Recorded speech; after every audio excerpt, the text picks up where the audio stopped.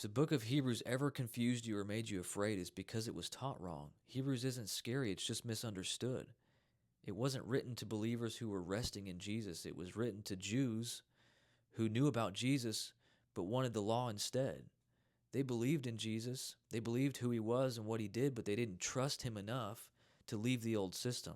They wanted him and sacrifice, grace and ritual, Jesus and temple religion.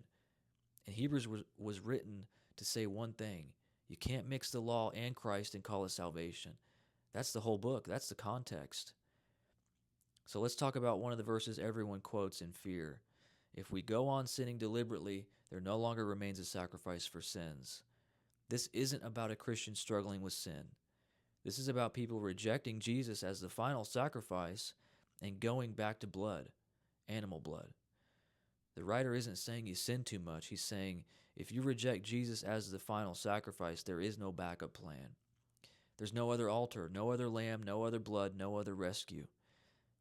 You can't hear the truth and go back to law to be saved because Jesus is the only door left.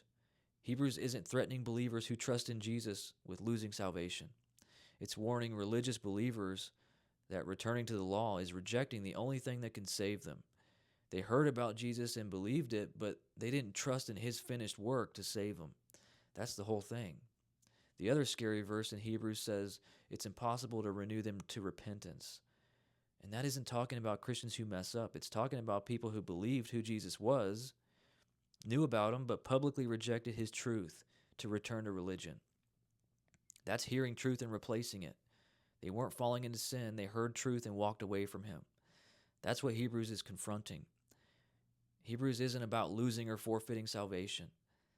It's about refusing salvation by clinging to religion instead of trusting the finished work of Jesus to save. The issue isn't behavior. The issue is trust and rest and self-effort versus surrender.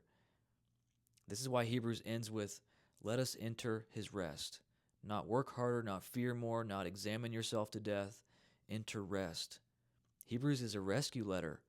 Rescue from law, religion, self-effort, and fear. The message is simple. Leave religion, trust Christ, enter rest. There's no other way. The people being warned in Hebrews weren't afraid at all. They were confidently religious. The ones hearing the truth but rejecting him, they don't worry about it. They justify.